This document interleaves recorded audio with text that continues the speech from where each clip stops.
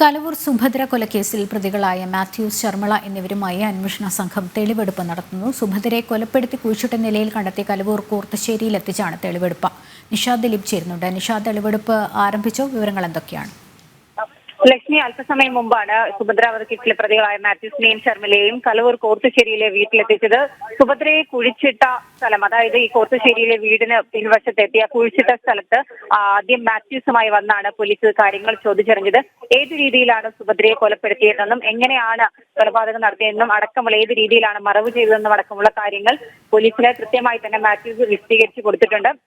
ശർമ്മലയെയും ഇവിടെ എത്തിച്ചിട്ടുണ്ട്. ആദ്യം ഇപ്പോൾ മാത്യൂസിനെ വീടിനകത്തേക്ക് കൊണ്ടുപോയിട്ടുണ്ട്. അവിടെ നിന്നും പല തെളിവുകളും കണ്ടെത്താനുണ്ട്. സുഭദ്രയെ കഴുത്തിൽ ഷോൾ കുരുക്കി നെഞ്ചിൽ ചവിട്ടിയാണ് കൊലപ്പെടുത്തിയതെന്ന് പ്രതികൾ പോലീസിനോട് ചോദ്യം ചെയ്യലിൽ സമ്മതിച്ചിരുന്നു. അങ്ങനെയാണെങ്കിൽ ആ ഷോൾ എവിടെയാണ് എന്നും അത് എവിടെ മറവ് ചെയ്തു എന്നുള്ള കാര്യങ്ങൾ കണ്ടെത്താനുണ്ട്. മാത്രമല്ല പല തെളിവുകളും അന്വേഷണ സംഘത്തിന് ഇവിടെ നിന്ന് ലഭിക്കേണ്ടതായിട്ടുണ്ട്.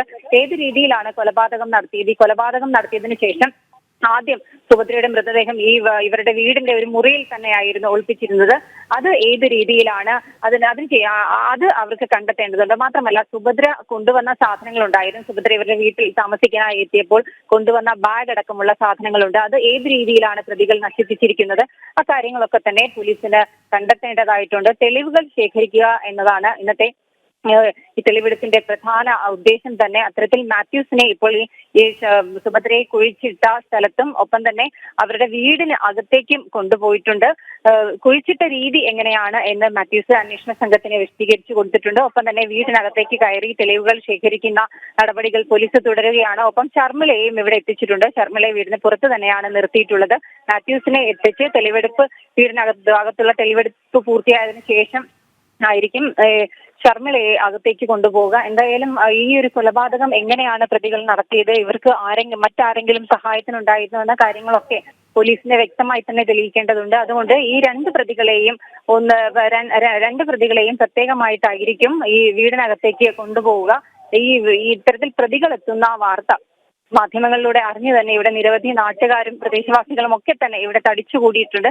എന്തായാലും രണ്ട് പ്രതികളെയും അല്പസമയം മുമ്പാണ് അന്വേഷണ സംഘം തലവനായ ആലപ്പുഴ ഡിവൈഎസ്പി NR മധുബാബുവിന്റെ നേതൃത്വത്തിലുള്ള സംഘം ഇവിടെ എത്തിച്ചിരിക്കുന്നത്. ഇപ്പോഴും പ്രതികളുമായുള്ള തെളിവെടുപ്പ് തുടരുകയാണ്. മാത്യൂസുമായി അന്വേഷണ സംഘം കയറിയിട്ടുണ്ട്. ഇവിടെയായിരുന്നു മാത്യൂസും ശർമ്മലയും വാടകയ്ക്ക് താമസിച്ചിരുന്നത്. കലവൂർ കോർത്തുശ്ശേരി എന്ന് പറയുന്ന സ്ഥലത്താണ് ഈ വാടക വീടുള്ളത്. ഇവിടെ എത്തിയ സുഭദ്രയാണ് ഓഗസ്റ്റ് 8-ന് ഇവിടെ എത്തിയ സുഭദ്രയാണ് ഇവർ കൊലപ്പെടുത്തിയത്. എന്തായാലും ഈ പ്രതികളുമായുള്ള തെളിവെടുപ്പ് അന്വേഷണ സംഘം തുടരുകയാണ്. മാത്യൂസുമായി തെളിവെടുത്ത ശേഷം വീടിനകത്തേക്ക് പോയ അന്വേഷണ സംഘം പുറത്തിറങ്ങുന്നുണ്ട്. ഇതിനുശേഷമായിരിക്കും ഇനി ഇനി ശർമ്മലയെ അകത്തേക്ക് കൊണ്ടുപോവുക.